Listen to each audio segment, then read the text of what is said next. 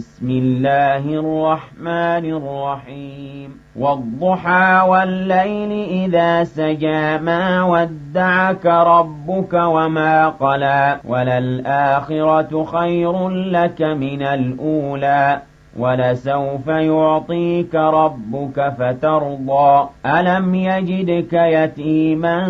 فآوى أعوذ برب العرش العظيم من شر الشيطان اللعين الرجيم بسم الله الرحمن الرحيم اللهم صل وسلم وزد وبارك ومجد وكرم على الرسول سيد سند العظيم ذي القلب الرحيم محمد وآله ومن والاه بإحسان إلى يوم الدين وبعد عباد الله الصالحين السلام عليكم ورحمة الله تعالى وبركاته amitanga ni kishinyina Allah subhanahu wa ta'ala fe kabo jugula belebele toroma shitane do alake do anache kanga ko sinsin ka jujo ka bamba ni dali masato barka mai alam yako damne nabu laba malikal mulk fama min fama alami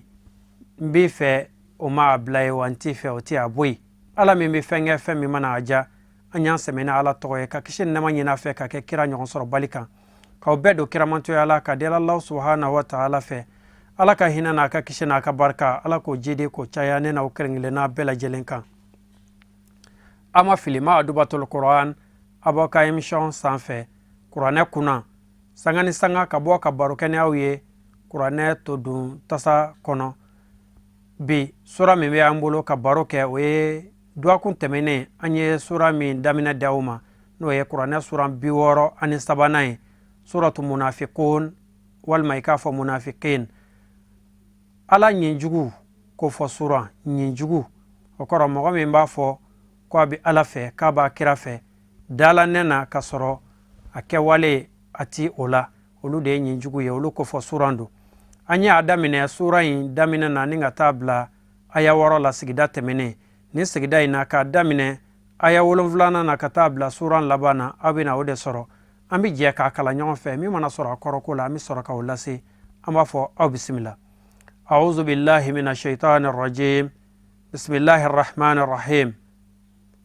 humul ladhina yaquluna la tunfiqu ala man inda rasulillahi hatta yanfadu walillahi khaza'inus samawati wal ardi walakinnal munafiqina la yafqahuna yaquluna la in raja'na ila al madinati لا يخرجن الأعز منها الأذل ولله العزة ولرسوله وللمؤمنين ولكن المنافقين لا يعلمون يا أيها الذين آمنوا لا تلهيكم أموالكم ولا أولادكم عن ذكر الله ومن يفعل ذلك فأولئك هم الخاسرون وأنفقوا مما رزقناكم من قبل أن يأتي أحدكم الموت فيقول ربي لولا أخرتني إلى أجل قريب فأصدق وأكن من الصالحين ولن يؤخر الله نفسا إذا جاء أجلها والله خبير بما تعملون صدق الله العلي العظيم ninde sura nye anya fawye suratu munafiqun Qur'ana sura biworo ani sabanando ni ba nyini abe bayna jumaa wa taghabun suratu jumaa ni suratu taghabun abe ni sura bilebile fulani nyonche madaniyatun sura munu jina la kirabaka ka to madina sigila sura imbe wala aya bela jelen farale nyonka aya tan ani kele 11 aya akalma no ya kalma bela jele o be kalma keme ani bishikima okmana fe harfu wa harfu keme kononto ani biwolofla ani harfu woroyi okmana fe Allah ta'ala inna figu ko fo sura ina adamina na ina fo aw boraka ye chugomi inna figu ko fo ala ikana ka fo na figu ko ne mo ya ala ye udanga okmana fe chien yelen ko fe na figu anna yufakun abtamini tuguni ko wani wele ka fo ku kena ko ala kirabina ala ya fadelu ye ki baye ka fo bu kodo anya fo ye oye mana mina nafigu nu ye ko inke ala ye u ko fo Qur'ane kono usomogo u balma suro ya nyino fe ko ay na ngata kira fe ko mi awka wale ya dona kaba okman fa pour que ala ke so wala sa fo ke na sade kira ke ala ya fa de lawi ko o kele e kado nga fo kuma fo le ubay ibn saluli alemi nafigu kuntigi akuma ko ko chugo de mita yafa nyine Muhammadu fe ako ma ko ngeta limaniya ka tubi Muhammadu bolo aka do ka fo limaniya kama nye oke atlala ka fo tukuni ko ngeta Muhammadu fe ka nganna fulo jagabo ka di nyenga na fulo jagabo ntara no fene abtla kana nyamore atukuni ko nga sujudu ke Muhammadu ye ko okeleni koni atina so ma fiu ka do yere bonya kama amaso homa ala de sorlaki kanto la ko Muhammadu adama kaka ala yafa dele nunu ye o ima ala yafa dele o lan yaghfir Allahu lahum ala tina yafa nunu ma de fiu sabula munala tina yafa uma cheningala udo ala dunte cheningala kanda ala yo layudu taka fo cheningala koni ala ti o kanda fiu anya joni joro indela kuma fa ala mafara halsa ko nafikin no humul lazina ko ulude mogowe amina wuli yembide humul lazina nafikin no de mogoye yaquluna ulude bu kanto wafo la tunfiku ala man inda rasulillah ko mogomunu filala kiraba yoro la kana ka waru bo ka duma kana nafakati bo kadi mogo mamunu fle kira fe sabla kira ka sotu me fade dina nyanyini mbagawla o kuma na fe sahaba bawla kabini muhajiruna wala ani mogora ubina ala kira nyinga Muhammadu ne kiti emu kuma ulu munu mina keka yenfa ansaru de tumbe ukuna fen bo ukuna dumuni utumina ni dumuni ye ubina ni nafolo ye useko damaira la kanadi o kuma na fe ko nan figi nunde ko umogo nyogo masan ko la tun fiku ala man inda rasulillah mu'minu fila ala kira ba fe aw kana foi bo ka duma aw kana tani tomina ye aw kana tani wari hatta yanfadu fu ka tabbo Muhammadu fe ni ya wa sigiyem do de bita tomina ndawma do de bala kan nafakati bo ka dawma ko aw kana foi bo ka duma hatta yanfadu fo ukebo bi mana hatta yatafarraqu an Muhammadin fu ka fara Muhammadu ladi ko uyende fo ala yujabe ko walillahi kazainu samawat ko ngawlu ma do ka fo kabakolo nyomara yoro kabakolo sanu mara yoro am magasin annafulu mara yoro ko obey ala de tay wal ardi wadugu kolo fene nyomara yoro asanu mara yoro annafulu mara yoro a hero abbe ala de ka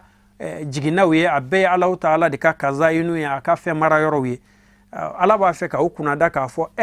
ntenta di Muhammadu na annofe mogo ma we chenga ala tata duma rekera ala doidere bamanon kote ntenta di manti son we chenga ala ti son o yi rekele ala doy ala ko biyadihi mafatihu rizqi garsige kunnege o be ala de bolo yu'ti man yasha ba di mami manaja wa yamnau an man yasha aba kuman yaka balika bo mo fenen ka mo mi no ya Allah subhanahu wa ta'ala ja ya rabbi alake garsiga sanumandi anil islamic lingilena bela jelema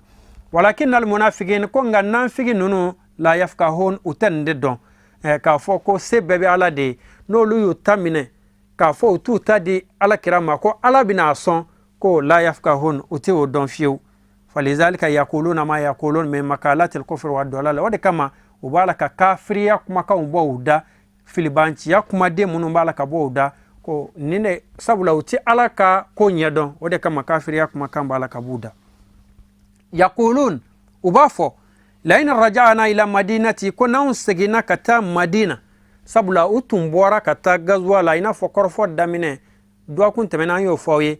sura injigini sababu de utume gazwa do de kono na fo mako gazwa bani mustalaq okuma na fe kuto kono insisa yaqulun ko ka nan figi nunu mu kanto la in raja'na ila madina ko nan segina kata madina dugu bayin kono no e yasir bayi la yukhrijanna al-a'azzu minha al-azalla ko ma baw na mani labo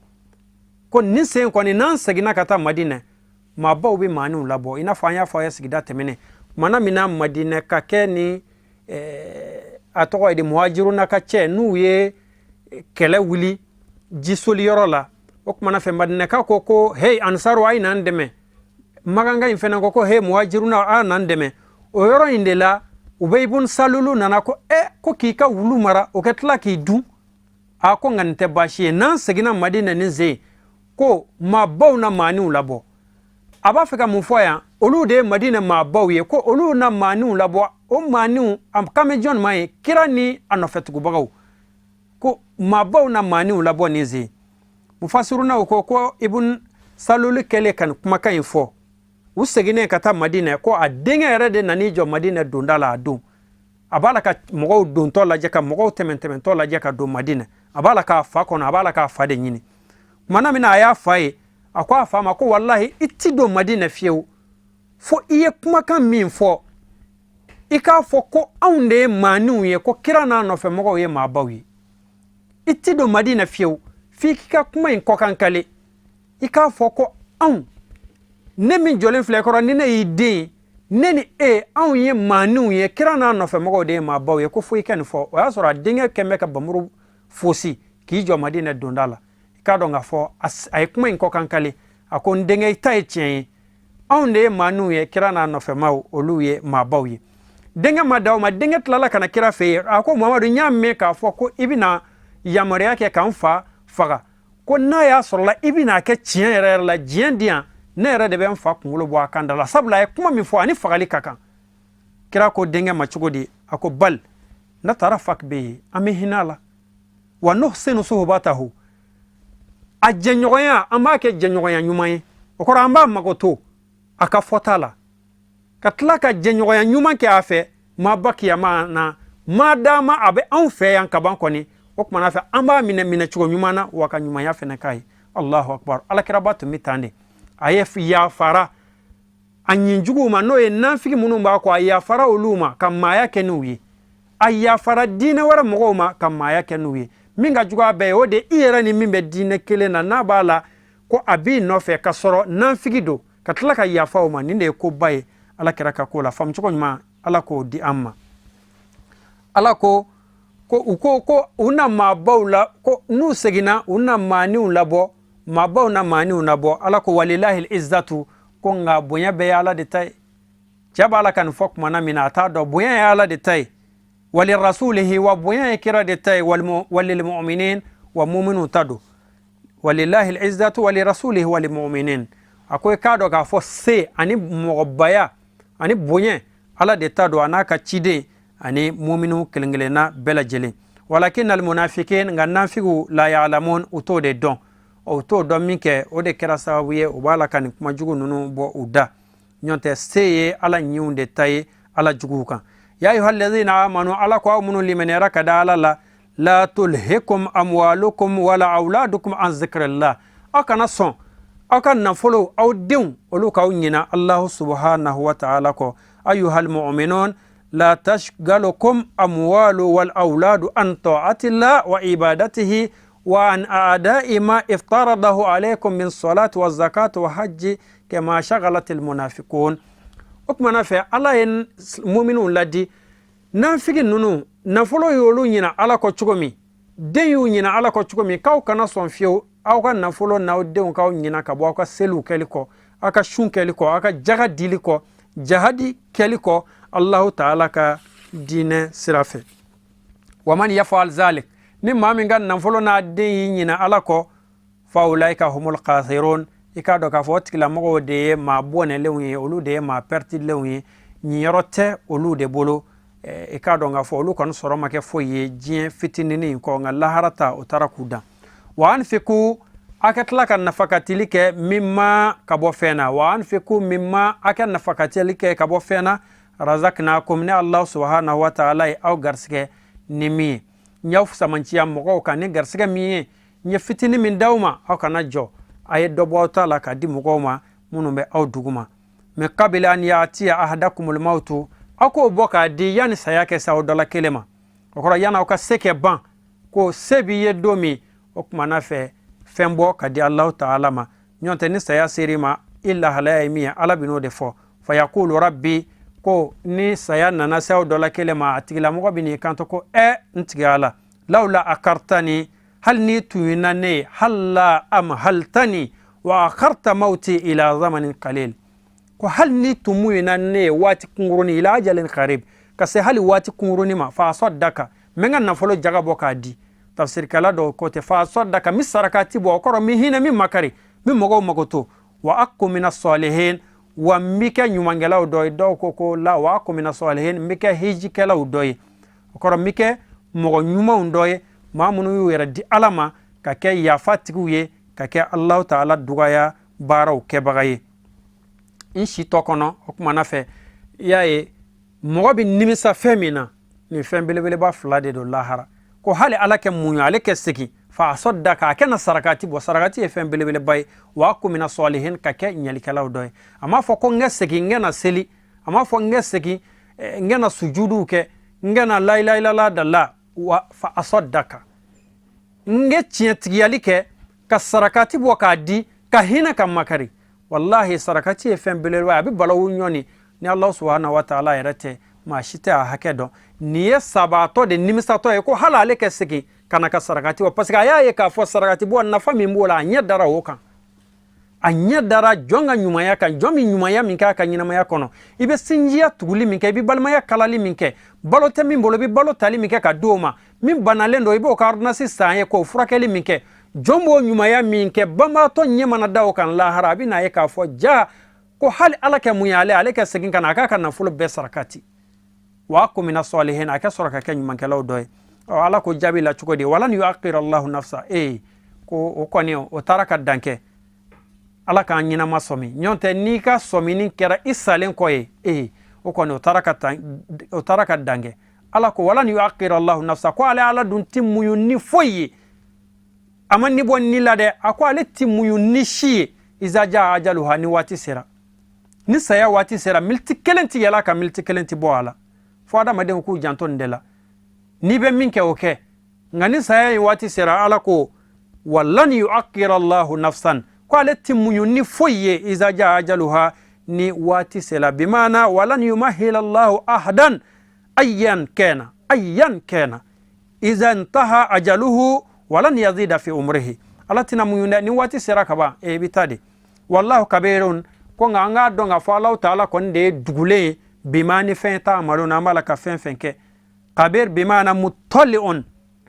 ala yengelen do wa alimun wa dɔnikɛla do bi amalikum a ka baara bɛɛ lajɛlen min khairin wa sharrin a kɛra hɛrɛ baara ye o a kɛra baara jugu ye o k'a dɔn k'a fɔ ala yengelen do a bɛɛ lajɛlen kan a ti k'a ɲɛnama dɛ wa mujazikum alayha wa o dama tɛ dɛ a bɛna tila k'aw tigɛ fa a ye min kɛ a bɛna aw sara a la faamu cogo ɲuman ala k'a d'an ma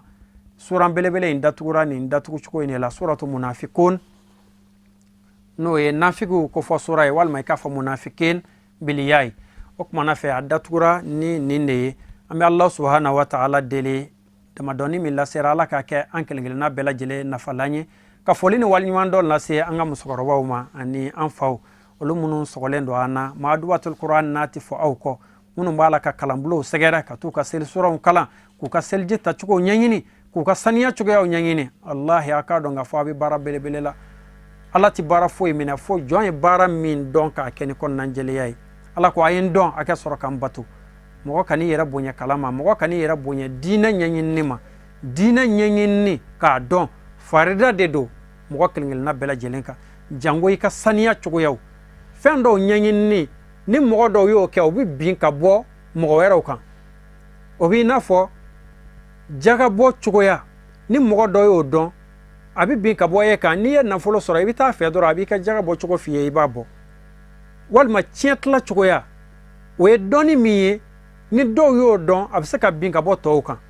sabula ni aw mago jɔrɔ la a bɛ se o ma dɔrɔn o b'o de la nka n'a fɔra ko seliji ta cogoya seli kɛ cogoya olu ye dɔnniw de a bɛ fɔ olu ma ko dɔnni wajibiyali a bɛ wajibiya silamɛ kelen kelen bɛɛ ka o dɔnniya kɛ ye i la seliji ta a na se ka kɛ ko fo e ka taa maa dɔ wele k'o kɛ nin latɛmɛ e nɔgɔ o nɔgɔ e saniyatɔ fo e ka taa maa dɔ wele k'o kɛ nin latɛmɛ o ti ɲɛ dɛ o kɔrɔ o ye dɔnniya min a bɛ wajibiya i kan i k'a ɲɛɲini silamɛ cɛman n'a musoman kelenkelenna bɛɛ lajɛlen faamucogo ɲuman ala k'a di an ma ala kɛ hakiliw dayɛlɛ dɔnni a tɛ sɔrɔ hakili ɲuman kɔ ala kɛ hakili ɲumanw di an ma foli ni waliɲuman dɔ an b'o lase an karamɔgɔ ma Sayyid Sharif Usman Madan Haidara shirifkɛ min hinɛna ka makari ka tila ka mɔgɔw yamaruya ni hinɛ ka mɔgɔw yamaruya ni yafa ye a yɛrɛ yafalen kɔ a tɔɲɔnbaga ma ni ka ɲumanya kɛ a ye an bɛ shirifkɛ fo a kɛra jamana majigi ye ala kɛ kɛ a majigi ye k'aw fo k'aw waliɲuman dɔ jamiyatu ansardin tɔnden bɛɛ lajɛlen aw minnu sɔgɔlen don an ka émission in na n'a ti fɔ aw kɔ foli la kumaba ye aw ta ye togodaw la wɛrɛdaw la bugufiyɛw kɔnɔ aw ka salonbaw kɔrɔ sigida caman bɛ ala bolo ala k'o d'a ma an b'a fɔ allahumma arhamna bil Qur'an allahumma arhamna bil Qur'an اللهم ذكرنا منه ما نسينا وعلمنا منه ما جهلنا وارزقنا تلاوته آناء الليل وأطراف النهار يا رب العالمين. صل سبحان ربك رب العزة ما يصفون والسلام على المرسلين والحمد لله رب العالمين وشكرا لكم في أمان الله. بسم الله الرحمن الرحيم. والضحى والليل إذا سجى ما ودعك ربك وما قلى وللآخرة خير لك من الأولى ولسوف يعطيك ربك فترضى ألم يجدك يتيما فآوى